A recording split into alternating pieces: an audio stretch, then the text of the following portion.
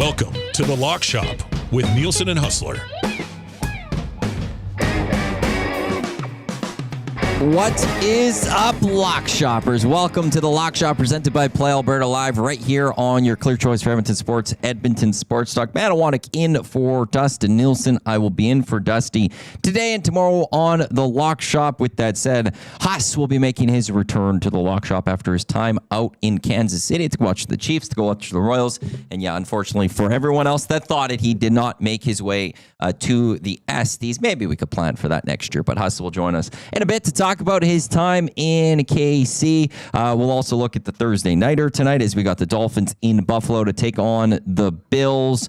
Big Thursday night football action. Reminder, you could join Lieutenant Eric at Selly Sports Bar at Century Casino Sport Road, where every day is game day. He'll be there for the Thursday night football game where it's smoked brisket cheesesteak night, if I'm not mistaken, at Sellies. We just finished the EST Nerd Draft on the Hangout.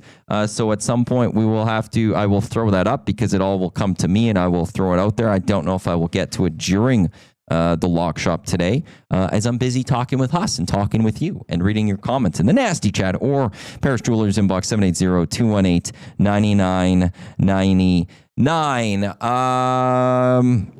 On EST specials right now, if you go up, Lock Shop Partner Parlay, Dusty and I built from a couple of days ago. That is still up there. Lions +7, Elks +6, I should say. Elks +7. That's boosted to +257 when you look at the CFL lines for this weekend. Been all sorts of moving. Lions is now +6.5. as they get set to take on the Stamps. That line was 5.5 yesterday, I believe, during the Lock Shop. It was as high as 7. I guess it would have been because we had it in the parlay. But the Elks +5.5 against the Ticats. Bombers, this line has been moving. I'll be intrigued to get Huss's thoughts on that. Hopefully, I don't know if we'll get to it today or tomorrow. Well, we'll try to get to it today because Dusty will join us tomorrow. We'll spend a lot of time on the NFL tomorrow as well. So we'll have to try to get to some CFL with him today. Bombers now moving to +3 as they head to Ottawa to take on the Red Blacks. I guess it's still waiting on just the status of Zach Laros, who has practiced a little bit this week. And this line started with the Owls, was it +2? 2.5, something like that. The Owls are now -6.5 against the Toronto Argonauts. Jared Daggy getting the start for the Argos. But back to that parlay that we have. It was Lions +6, Elks +7.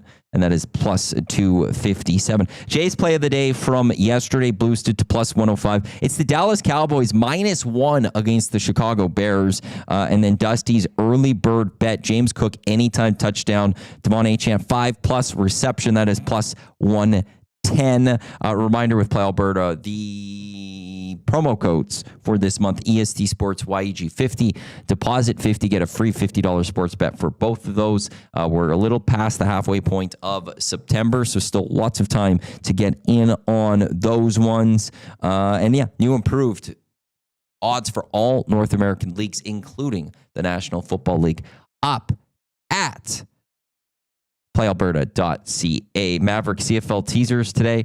I guess we could work on something like that. I'll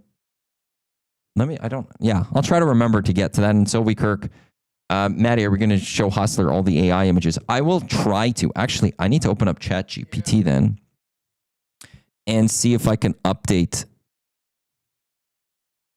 Let me fix the eyes, please. We'll see if they can update that. Also, you had that on for a brief second, but Trev has the hot take mitt over there. How you feeling today, Trev, after having won hot takes? I do.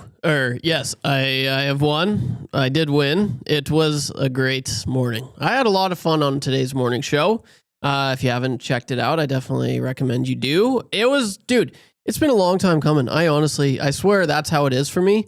I win. Well, I know for a fact that's how it is because I don't win much. It's been like 3 months since I won last. Well, we haven't done it that much in that time as well. This is true. So that's why it feels so much better.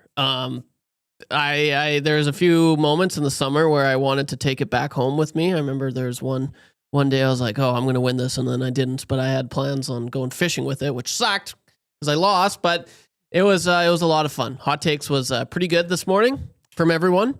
And it feels good, man. It's nice to win something. It's been so long. It was very well done. Thank It you. was very well done. Yeah. So congrats. Well deserved. Thank you. I really appreciate that, Matty. I didn't hear all the full takes. That's okay. I was walking in. I'll have to go back and listen to them. But just hearing the voice is like he's got something good cooking. Yeah, today. man. You've got now. You're looking at the early submissions for the SDs 2026. There's a few. There's a few today. YTT jumping in today. Yeah, it's gonna. I mean, it's not gonna hold. It's not gonna last. I think. Well, you're in there. Like you're the car. You've steal the show with the bologna snack. Yes.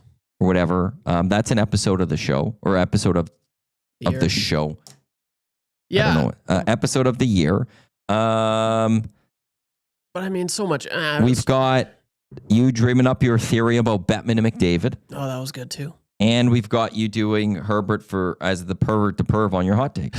Yes. So you got a couple moments of the year. You have helped create this. Today's show was episode of the year. Oh, thank you. Don't thank me. Yeah. Dusty threw other people threw those Dusty. in. But yeah, that's the thing. Like it's gonna be. It's all good. It's all fun. But I mean, so much is gonna happen, and I don't think this spark. It will. You know, it's recency, right? It's recency bias. I don't think it'll last. Personally, I think there's going to be so much other stuff that's going to transpire over the year, and this will be long forgotten. Still, it's in there. It's in there for something else to consider, and we won't forget these. Oh, thank but you. well done on your hot takes victory there. I am just trying to see. Hey, they fixed it. I'm going to have to ask you to, I'll say, if you could just stick around after you get Huss set up. Oh, he's somewhere on location. We'll have to figure out where he is. Oh, I'm assuming Jets training camp or something. I'll have to just get you to add this, and then you can bring me the mouse, and I can throw it on when it's time. So I will email you this picture that we got for after, so that we could try to show him. Because I know Dusty was very excited to show us these photos today, and it was funny. We both said after the lock shop yesterday, "Oh yeah, Dusty will be on tomorrow. I'll be on Friday." And then we're in a meeting on yesterday, and then I realized, "Oh no, you got a flight to catch, Dusty." He's like, "Oh yeah." And that's why he had to bolt from the ESD draft of nerds a little quickly. So he can go get the airport, because when that draft started, he was like 2 hours away from boarding type thing. Like it was very close to boarding. So I'm assuming he got there. I'm assuming it went all well. I don't see him. I haven't seen a text that he's panicking or anything like that. So hopefully that all went well. Once I can get that vote up for everyone for the ESD draft of nerds, I will let you know, and we'll have 24 hours to vote on that. With that, let's bring him in. I'm assuming from Winnipeg Jets training camp. It is Huss, freshly back from Kansas City. Huss, how are we doing today? I want it. Great to talk to you, buddy. I'm doing well. Hockey season is back. And yeah, we got the Jets on the ice right now. I'm staring. It's such a wild thing to look at. Jonathan Toews in a Winnipeg Jets jersey right now. Oh. They are just on. We've got 3 groups, so he's in this group that's on right now. First thing you look over, like, my God, Toews, 19. That is just so weird to see. But people are pretty fired up about it. I'll tell you that. How are you? I'm good. Is there a chance you could turn up your mic just a bit? Little quiet. Turn up my mic? Yeah, that would be great. I am quiet, Reem. So I'll let you do that. I remember when I saw the first pictures of Toews in a Jets jersey about a week ago or so, I completely forgot about it. I was like, whoa, that just looks a little weird. So I can imagine what it looks like in person to see Jonathan Toews. But overall, it's been good. It's been a busy week here at Edmonton Sports Talk. Dusty and I have created a couple, with the help of nasties like Jen and stuff, we've created a little bit of... there was some AI creations of you. Our thumbnail yesterday I saw those. Well, we have the updated one that we'll have to show you thereafter.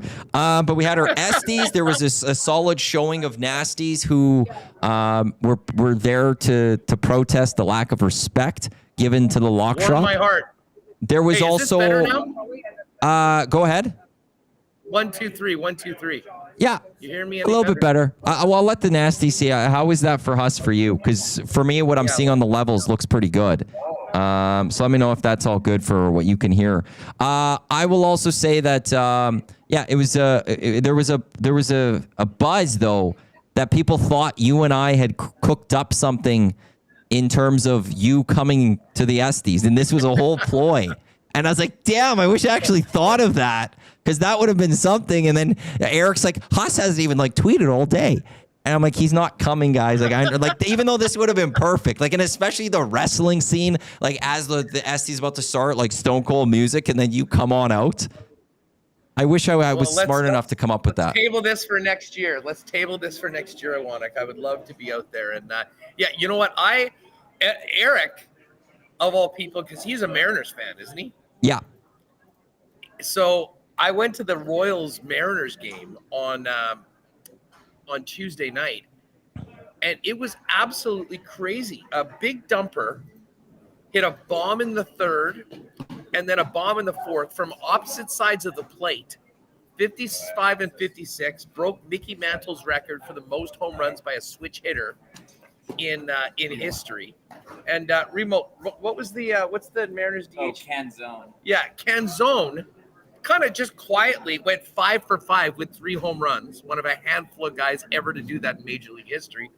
And then some kid from Kansas City playing catcher just got called up. It is first 2 home runs of his career, and everyone's fired up about that. So it was definitely quite a fun game. It's too bad the Royals weren't a little closer to a legitimate playoffs, but definitely saw that. But I was following along. I loved the support from the lock shoppers at the beginning. That was that absolutely made my day. And I had big time FOMO though. Like the event looked like it went amazing again. And I don't think I should be surprised that the Nasties found a way to have a good time when everyone got together with the EST crew. Absolutely. It was a fun time. You were missed. We'll have to try to get you out to at least something next year. A couple El Presidente and Hoof-Hearted saying a little quiet still. If possible, to just add a bit more juice to your volume, that would be great. I then we'll get to the AI shortly here. We'll let him and Remus see if they can just add a little bit more sound to themselves or a little bit of volume to Huss's mic right there. For anyone that missed the Estes, I am still working on throwing up the video of it. Just right there is fine, Trev, when we do get it. Yeah. Was still hoping to get that Estes video up for everyone. If I do, it'll probably be sometime next week. I will throw that up there. But if anyone goes to EdmontonSportsTalk.com, click on Estes, you'll see the winners in bold now. So if you did miss who won and you're interested in knowing who won, you can just go to EdmontonSportsTalk.com, click on Estes, and you'll see it right there. Any shocking victories? Is that better? I think we just reconnected it. I'm hoping that's better. It'll work, I think, for the rest of the show. Actually, so for me, I can't say there's any shocking victories because I knew it all. I knew as the votes were coming in, I was seeing them all. So Trev's still sitting there. Trev, was there any victory from the Estes that popped up that shocked you, that you were a little surprised by? Yeah, not even close. Controversy of the year. Jasmine throwing away his tea? Yeah. Eric's tea? I didn't think that was much of a controversy. I was gone that week on holidays. Well, she didn't think she did anything wrong. And there were a couple people out there that didn't think she did anything wrong, which makes it a controversy. Yeah, I don't know. Yeah, I just thought she did it, and it happened. And it was like an annoyance more than a controversy. No, she didn't believe she did a single thing wrong. Okay, that's where the issue and that's why there's a controversy. Okay. Yeah, interesting. I thought for sure, though, I mean, we know a lot about the drafts. We just had one today. I mean, there's nothing more, in my opinion, more controversial than the last draft. Like we were talking about that the next day.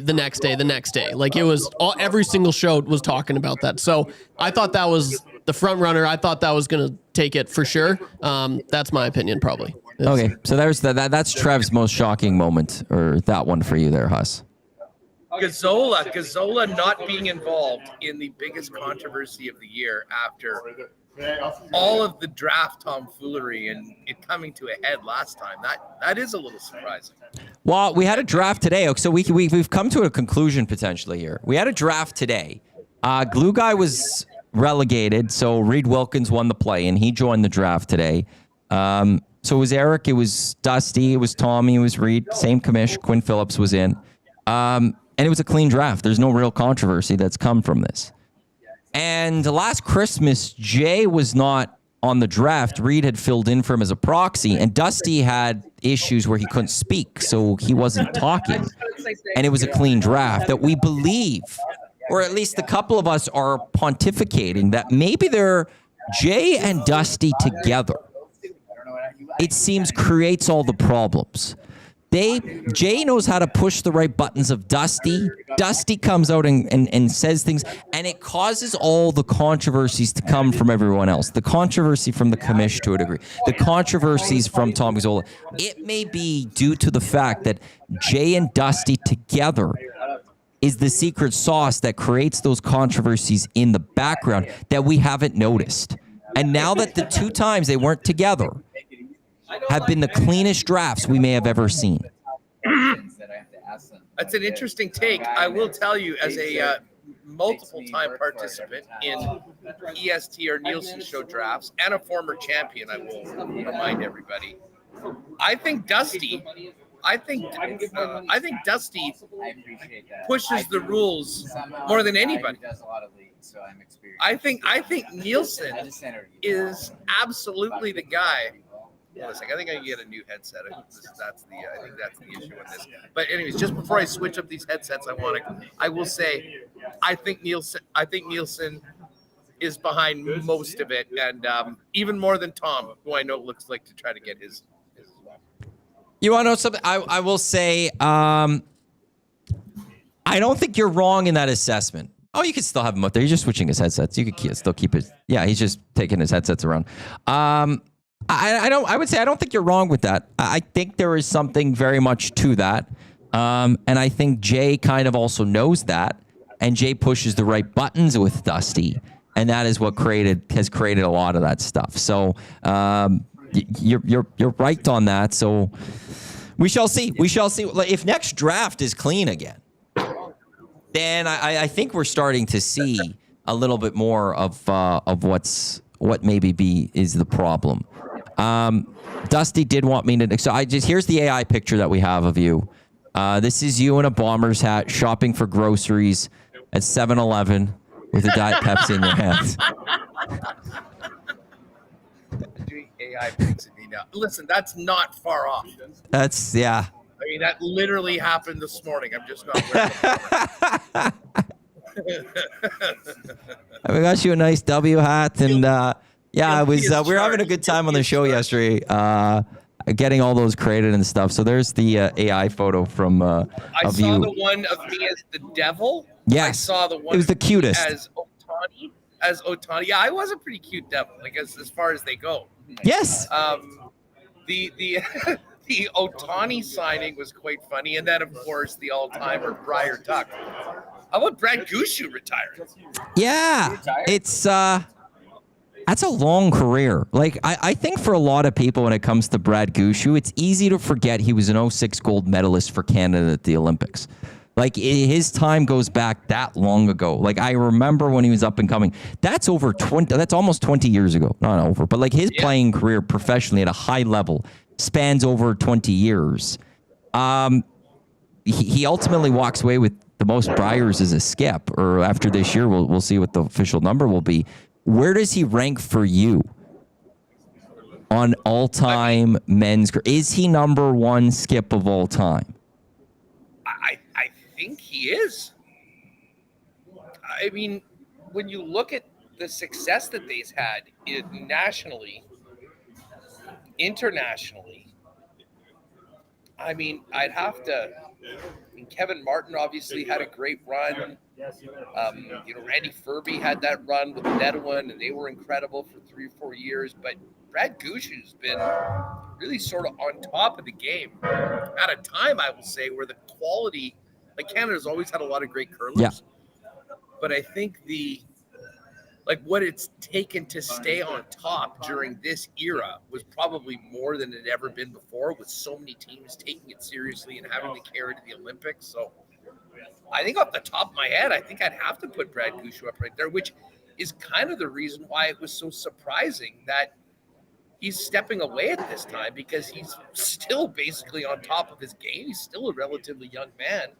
And, I mean, I think that if he decided that he was going to play another 5 or 6 years, you could have another Olympic medal, and you could have another few Briars, and, make it absolutely no question whatsoever between the two. But I was surprised to hear that. And I'll tell you what, that's great news for a lot of other guys that have been trying to break through in Canadian curling.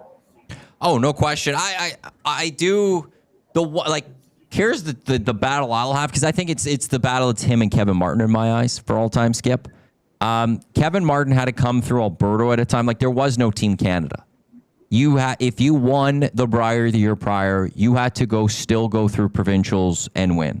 Yeah. And Kevin Martin had to go up against Randy Furby. He had to go up against Kevin Cooey. He had to go up against some of the greats just to get out of the province to then go represent Alberta at the Brier. And so when Brad Gushu got to go get a win, it was easy. Like, one, he had to go through Newfoundland, but then once he won, it was right back there. The flip side to that is there's a lot more curling teams that have been added to the Brier, which means, and you're right, the quality of curlers that we do have in this country is immense. And so we've had a lot more great teams make it. That if you missed out on your provincials, you could still get in, but that also made the competition at the Brier a lot more difficult. That made coming out and winning the Brier a lot more difficult. And that's a credit to Brad Gushu and what he was able to do. So it's going to be an interesting debate. We'll see how his last year then goes and if he can go out on top. But I'll always defend, I think, in the end, as an Albertan boy and an Edmontonian, I'll always probably have a little bit of bias towards Kevin Martin locally here. But that will be big news when it comes to, or that is big news when it comes to the curling. How was Kansas City on Sunday? It was awesome. I mean, it was like 36 every day we were there. Thank God it was a little overcast for that game because it was just roasting. I mean, listen, it was that's basically where the Chiefs are right now. Mahomes having to do it himself. Can you believe he's leading the National Football League in quarterback rushing this year? I mean, that just tells you that, it's a very unfinished process right now. They got to get Worthy back in. They need Rashee Rice. Obviously, that's going to be until week 7 that he's out. So, and Philly's really good, although we'll talk about this, I'm sure, tomorrow when we're getting into our full picks. Like Philadelphia, they can run the football. Saquon's great. I thought the Chiefs did a really good job, actually, for the most part, at kind of limiting those big plays. And then they get into, 3rd and short, and they run the tush push a couple times.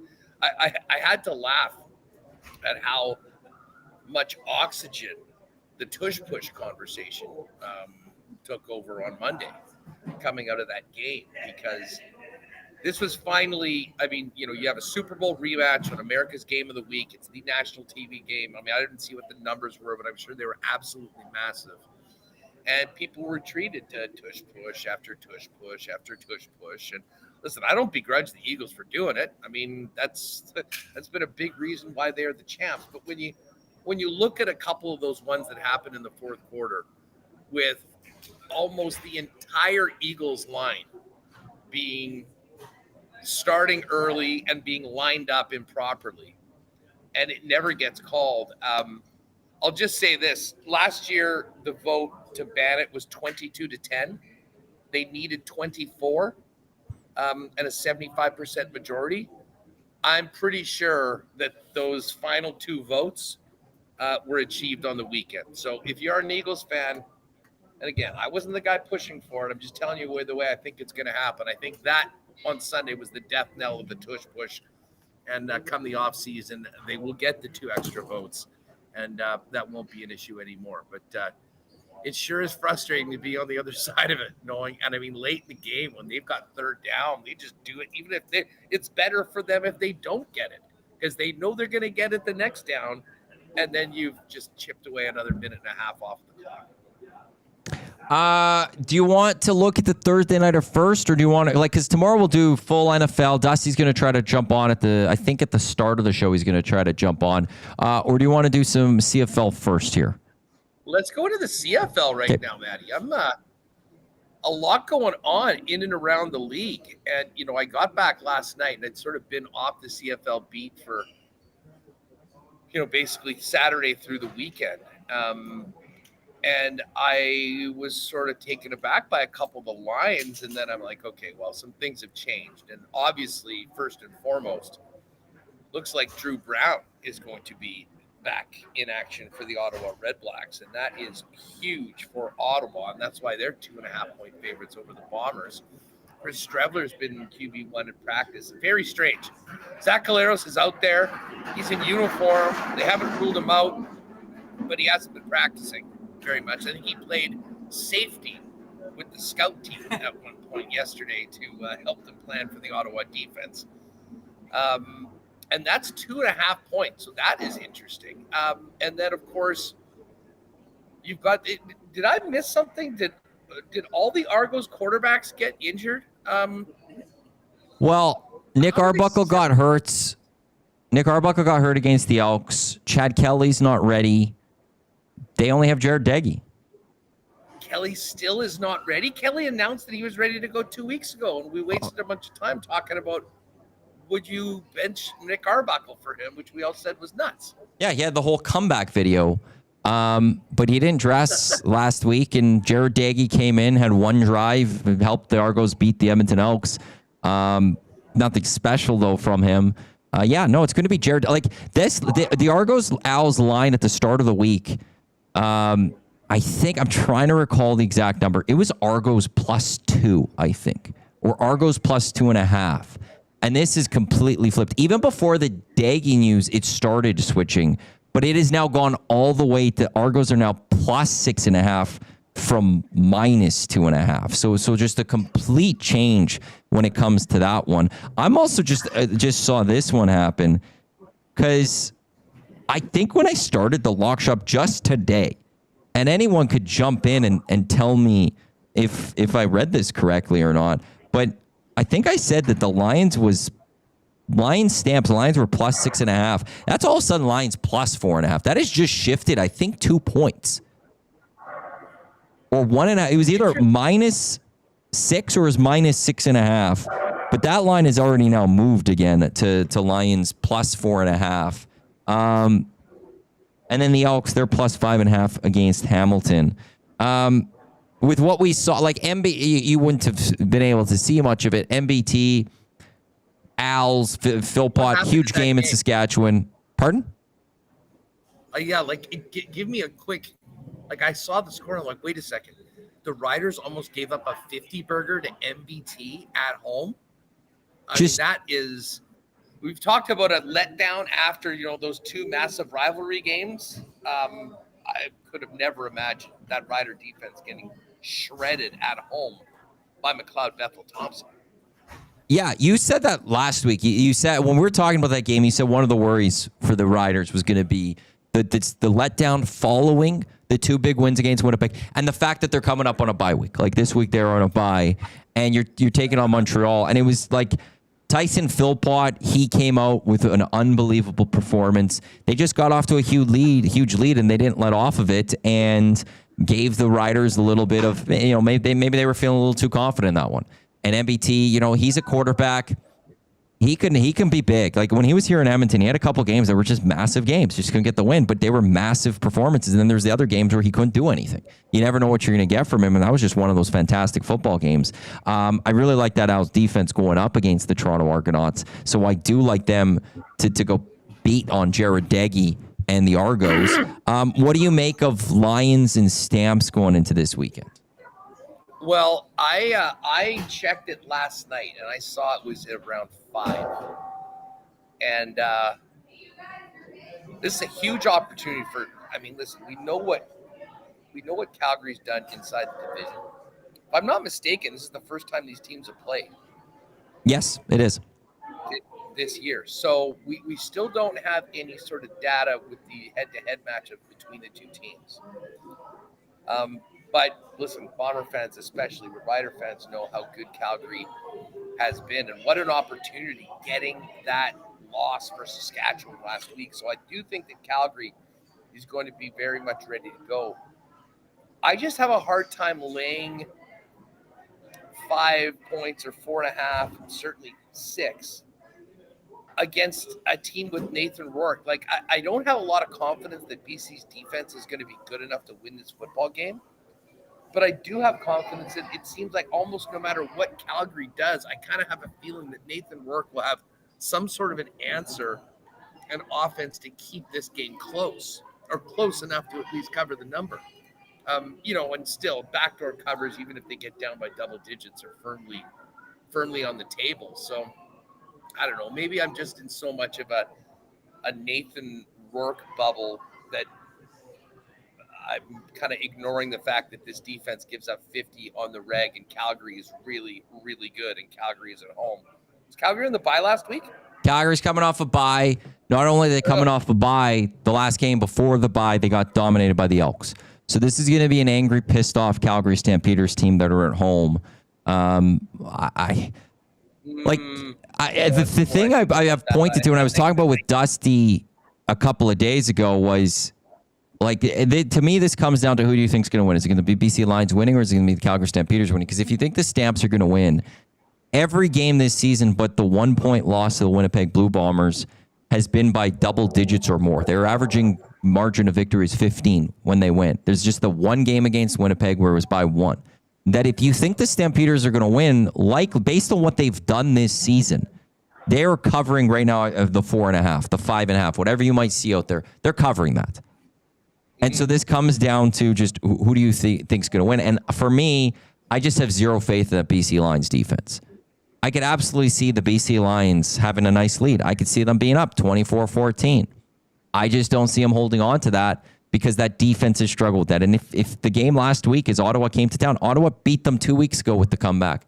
They started a nice little comeback last week, and the defense finally stepped up in key moments. They got a couple nice third down stops, but the Red Blacks were knocking on that door to make that game extremely tight or take that game over. And I just don't have the confidence that the BC Lions defense is going to be able to do that to Vernon Adams, Dedrick Mills, and the rest of the Calgary Stampeders offense. The only real concern that I would have for the Stamps is a little bit of injuries defensively, especially on their D-line. But the Stamps team, they're just the best team in the CFL. And I think they're going to show that they're the best team in the CFL once again against this BC Lions team. That's going to be a fun game. It's a very big statement game for both teams to a degree. Well, and you know, BC should be, mind you, we've said this before, they should be an incredibly desperate team considering the situation that they've gotten themselves in. I mean, are they better than their record? Probably, but I mean, they've just found ways to lose these games. I mean, that game to Ottawa, earlier this year, the 50 burger in Toronto. I mean, some games that you thought that they had is wild. So I think you've got me. I'm in on Calgary on this the more I think about it, especially coming off the bye with Saskatchewan losing last week. I think Calgary will find a way, and you make a great point. I mean, Calgary has not been playing a lot of close games this year, and their defense is, at a point that, I still think Nathan Rourke's going to be able to get some points, but man, VA, this could be a massive, massive game for VA. And let's not forget, this is the first VA's first crack head-to-head with Nathan Rourke against That's a great point. Like we haven't talked about that again, come on. It's his revenge game. The schedule, for the most part, has been very good this year in the CFL. It took way too long to get to Calgary, BC after Labor Day, I will suggest. But that's another conversation entirely. I do like Calgary. I will hold my nose and lay the points. I love the Elks in the situation. Yeah. Oh, man. I take the Elks every week, despite Duck Dad's slander, thinking that it just started to happen last week. I think if you went back over the numbers, I think I've probably taken them 6 of the last 7. And, I mean, listen, they've been winning or they've been covering spreads. So those, I think, are my favorite 2 right now. I mean, I really don't know much like where to go on this Montreal Toronto game, just with everything that has happened. And then the Bombers, I'll have to wait to get that Bomber pick tomorrow because we're going to see a little bit more practice. I would love to get an inkling that maybe Zach Caleros might be able to get into the mix, but from everything that we've heard so far, it's pretty tough to do that. But Chris Streveler, while certainly does not give the Bombers the best chance to win, I do think that there is a path that they could find a way to beat Ottawa with him as 2.5-point dogs. I do want to get like Dusty. I think he's done it with you. Him and I have done it at times too this year. We've done CFL teaser parlays, so I'm gonna get your help on this one. Sure. So move the spread and the total 6 points either way. Owls are -6.5. My think is you bring that Owls to the 0.5. Or would you go to 12.5? But this game is in Toronto too, right? Yeah.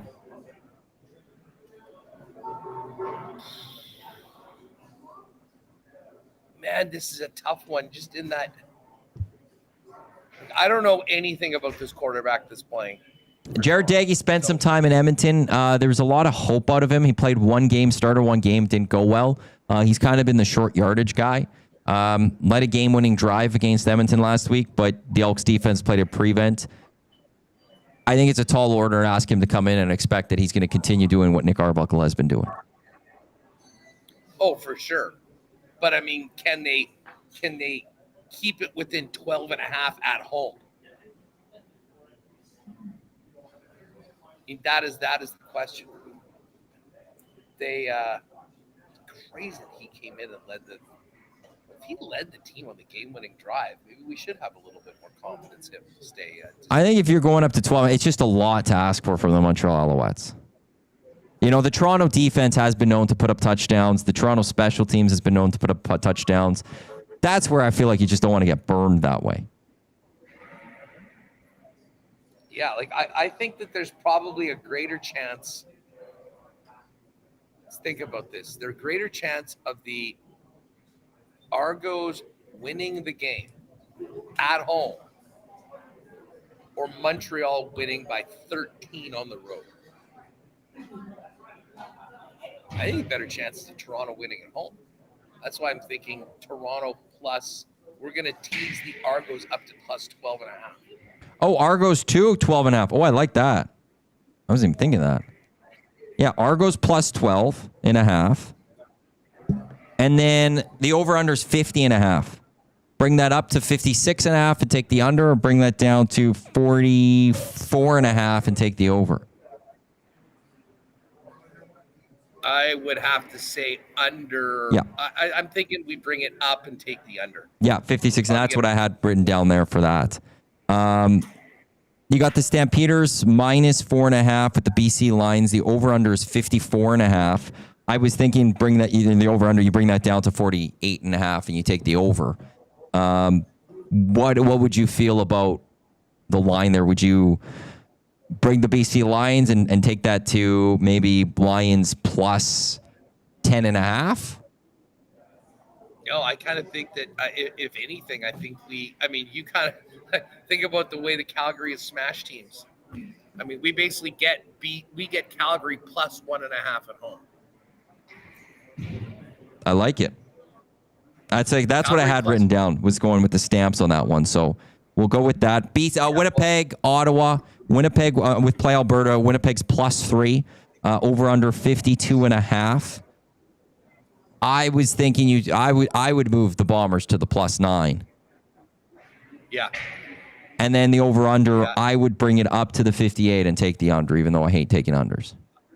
Agreed wholeheartedly on that one. I mean, if the Bombers are going to win, it's going to be a defensive game, and there'll probably be a bunch of field goals in this. And the defense has actually been played pretty well enough to win recently. Just they haven't been getting the offensive production. And then Elks plus 5.5. So Ticats minus 5.5. Or over under set at 56.5. With Bo Levi and this Elks offense, I would absolutely want to bring that down to 50.5. Take the over. What would you want to tease for the spread there? What would you think is the best way to go with that? Well, I mean, I like Elks plus 5.5. So I mean, if you're going to give me an extra 6 points, I don't think the Elks are losing by double digits. I mean, this team is going to play right till the end, and trust me, I think I'm going to be considering potentially a little money line action on the Elks. I don't think they're done yet. I agree with that. I like their schedule. It's not easy necessarily, but they have the games against the teams that they're trying to catch. They have a game against Winnipeg. They have a game against BC. They need to go win those games. Calgary's the last meeting with Calgary's at the end of the season. Calgary might be resting people at that point. You never know. So there might be a possible win there. They also have Saskatchewan and they have Hamilton there. A win here really sets them up nicely, where I think it negates what happened last weekend. They're still very much in this. Obviously, though, a loss right now would really hurt. Duck Dad does say Huss is a huge Elks fan now. I love it. So you've converted him. Hey, I'm down with Fajardo. Remember I said it's so weird to be cheering for a guy that was a Bomber nemesis and the quarterback of our biggest rival, and then goes to Montreal and breaks our heart right in my face in the final minute of the Grey Cup. But I don't think of him as a nemesis. I think it was a great CFL story. I'm happy that the Nasties and the long-suffering Elk fans actually have a competitive football team to watch. So I'm in on him, and I think they're sort of undervalued. Like last week being last week, lost to Toronto, maybe got a bunch of people off the bandwagon, but I think this team is still going to compete every single night till it's done. And even when they're done, I mean, listen, they're guys competing for jobs. Like I assume Fajardo doesn't have a contract for next year. So I mean, he'll be looking to establish himself as the guy moving forward in Edmonton. And there's still tons to play for. But as I say, like if the Bombers lose and BC lose, which are two very possible scenarios, I mean, the Elks could be in a three-way tie for third.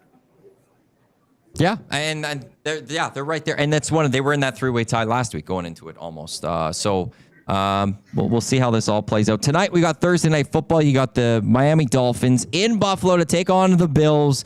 Good old Thursday night football. Bills minus 11.5 as they host these Miami Dolphins. What do you like? I don't think anyone's going to make a case for the Miami Dolphins winning this football game. Do you have a case for them covering 11.5?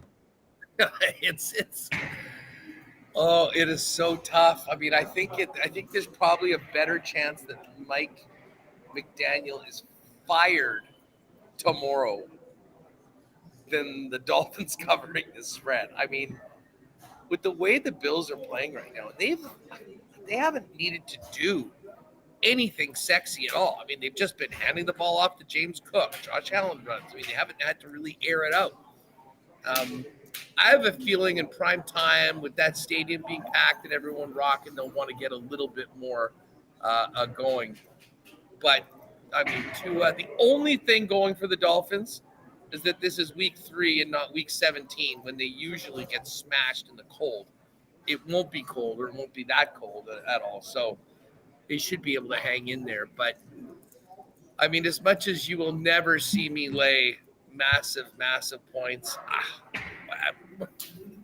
what has Miami done at all that gives us any confidence that they can sit there and hang with the Bills? And listen, the Bills are going to get their points.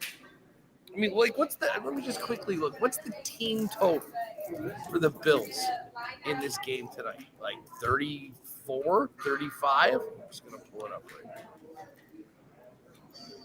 Yeah, so I mean, like, the Bills total is 31, 34. So do we think that the Dolphins can get into the 20s against this Buffalo defense? I guess 31-20. I mean, that's about as good as I could possibly imagine the Dolphins coming in. These teams don't like each other. I mean, I don't think they're going to be taking it easy on Miami. So, I mean, it's a tough spread pick. But, and I'll probably focus more in on props. But I think if I have to make a pick, I'm going to take the Bills minus 11.5 in this game, which is nuts. What I will say, like, the only argument I will make for the Dolphins covering is that it's Thursday night football and often weirdness happens because of the short week. Yeah, good point. That's the only, like, if this game was played on Sunday, it's 100%. This is going to be the Bills rolling. That's the only thing I have. That sometimes you have that game where you think we're going on Thursday. This is going to go one way, but because it's a short week, for whatever reason, the Buffalo Bills walk away with a game-winning field goal at the end of the game, and somehow the Dolphins cover this. That's the only thing I look at. But I'll also go to the first thing that you said there, which was there's a better chance almost that McDaniels gets fired than they cover this. And we have seen in sports enough that when that football team goes on prime time, or that college team, I've seen it there too, where they get rolled to a divisional team. That's when the change happens. And I was just looking. So the Dolphins get the early game this week. It's Thursday. They play Monday next week. There's even more time. If there's a time to make a possible coaching change, that's one of them. The other one is I was looking to see if they had the bye next week, because that is for sure when that happens. But they get the Jets next week. That might be the game you want to bring in that new coach for, to give them a nice soft way to to take over this football team for the rest of the year. But you're not wrong. Like if the Buffalo Bills, they have a very good chance of coming out and rolling these Miami Dolphins for 50-3 or something like that. And if that happens on prime time, I just don't know how Mike McDaniel's like, does he make it to the plane ride back to Miami with the team as the head coach still? Or is he on that plane knowing I'm dead man walking as soon as I land? Yeah, there other teams in South Florida have been known to fire their coaches by just sticking them in a cab and telling them to beat it. I don't think the Dolphins would do that. But, and who knows, it might be. At this point, Mike McDaniel, looking at what his team's done so far, might want to get fired. I mean, it must be so miserable around that team. Tyreek Hill is going to be a problem week after week until he inevitably gets traded. Although I think what's holding up him being traded is the fact that he's got some more controversy with one of his ex-wives, and teams are not going to touch that if they think that he's going to be suspended again. So I don't know. I mean, he's a problem child, but he's a difference maker when he's engaged. The problem for the Dolphins is right now it doesn't really seem much of anybody is engaged or on the same page, certainly with Tua. So as I say, but you mentioned Thursday night football, a divisional matchup, and everybody is on the Bills. That might be the time to just take the Dolphins. I'm gonna focus in on some props though. Any player ones that kind of stick out to you? Yeah, you know who I love in tonight's game is Dalton Kincaid, the tight end. Yeah. Kincaid he's had 2 really strong weeks so far. Gonna see what his receiving number is. I've got him at 35.5. 35.5. Okay, so that's a little lower. That's gone up quite a bit from I guess people are, I think, jumping on this and betting it up. I was looking at one of the fantasy points calculators, and they've got a pretty good, models of, predictions, and they had him in and around 39. So I think I still take the over, and I think going to put a little sprinkle on him for a touchdown. I see he is probably around 10-1 for the first touchdown. What do we have for the anytime touchdown? Do you have a Dalton Kincaid anytime touchdown? Yeah, anytime touchdown plus 273. Nice. Well, that I will be jumping on that. And then I also am going to, I think, hammer the over on James Cook rushing yards. Which is, I think, probably right in around 70 yards or so. Like 70 yards, and to get into the end zone, I think is pretty safe for this is one of those games that I know a lot of fantasy people have Josh Allen. Like, depending on what Miami does offensively, this might be one of these games. He got his MVP last year. I mean, they might just be able to hand it off, throw it short, not do too much, and easily win this football game. So James Cook props, Dalton Kincaid, the 2 guys that I love the most, and I'll be hitting pretty hard tonight for on the Bills side of things. How's it been? Oh, go ahead. Sorry. Well, I was just going to take a look at some of the guys over on the Miami side, because what do we have for Tyreek Hill? Tyreek Hill, I was 68.5 over under for receiving yards. For him to get a touchdown tonight, 1 touchdown is plus 159. Tua throwing in interceptions minus 179, so not a lot really there for people. Achane is over 53.5 rushing yards. When it comes to an anytime touchdown for him, he's minus 119. Jalen Waddle for the Dolphins plus 201 for a touchdown tonight as well. You know what? Maybe here's the thing. I'll maybe touch the receiving yards for Tyreek Hill. What did you say? It was 68 or something like that? Tyreek Hill is 68.5. It was. Yeah. I might take that over. Here's the thing. For McDaniel to salvage anything, they're going to need to get Tyreek Hill productive and happy and being part of it. So I wouldn't be surprised if they died. And hey, he likes prime time. Maybe he'll just be looking at this as an opportunity to show off his services for everybody else. But I think he'll probably get plenty of targets. So we'll look for Tyreek on the Dolphins side to go over. But Kincaid, James Cook, my two favorite guys tonight for the Thursday nighter. How have things been at the rink? Nice to be back. Yeah. I mean, it was kind of a whirlwind. I got back last night, had to do a bunch of stuff this morning, and then ripped over to the rink. But lots of people here, lots of intrigue over this latest group that had Jonathan Taves out on it. See more of the young players, I think, in this third group today, and heard from Kyle Connor, who it was very nice to hear from a player, and I don't mean to throw this at you guys with what you're dealing with right now, but it was very nice to hear a player saying, my sides and the Jets are talking, and it's a process, and there's no worries, but there's mutual interest in getting something done. So I think that calmed some people down, that were worried that we might be going down a Kaprizov situation or something like that with the Jets' number one offensive player. So yeah, it's certainly going to give us a lot to talk to, and then we'll be here Saturday. Is going to be an absolute nut house for the annual Fan Fest. And I think demand for tickets and admission to that's at an all-time high based on the signing of Jonathan Taves. It is a big deal for his homecoming here with the Jets. Haas, what's coming up on WST? Well, we're going to be here live from the rink. Ken Weeb will jump on. Kevin Sawyer, who is the games on TSN, is back. He'll sit down with us.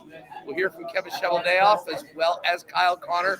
And Art Shifley spoke a little bit as well today. And, of course, all the other sights and sounds of the rink, the latest on the Bombers, too. Excellent. Well, Haas, you enjoy that. And we'll talk tomorrow looking at Week 3 in the National Football League. And Dusty will hopefully pop on for a little bit as well. Hey, sounds good. Thanks again to all the lock shoppers. Protest was incredible. I will see you all next year, and we'll have a beer at Hudson's afterwards.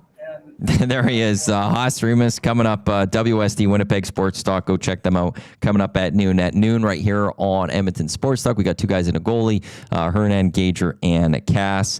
We got EST Afternoons. We got the Reed Wilkins Show with Jay Milne at 6 o'clock. We've got the Turf District on our audio streams. I'm waiting for the draft info so I can post it. I haven't gotten any of it yet. So I'll get that up as soon as I can once I do receive it. We'll get that teaser parlay for the CFL up, and we'll also throw up, I think I'm just going with, Huss right there liked James Cook for an anytime touchdown on the over rushing yards. I think I'm just going to put that one in right there. Right off the bat as just a lock shot parlay today. We'll get that a little boosted. We'll connect. We'll combine James Cook touchdown with the rushing yards. Boosted over Play Alberta in EST specials. On behalf of Haas, I am Matt. Thanks for tuning in to the Lock Shop presented by Play Alberta right here in Edmonton Sports Talk. Your clear choice for Edmonton sports. Up next, two guys and a goalie. Enjoy that with Hernan, Gager, Cass. Have a great afternoon. I'll talk to you tomorrow.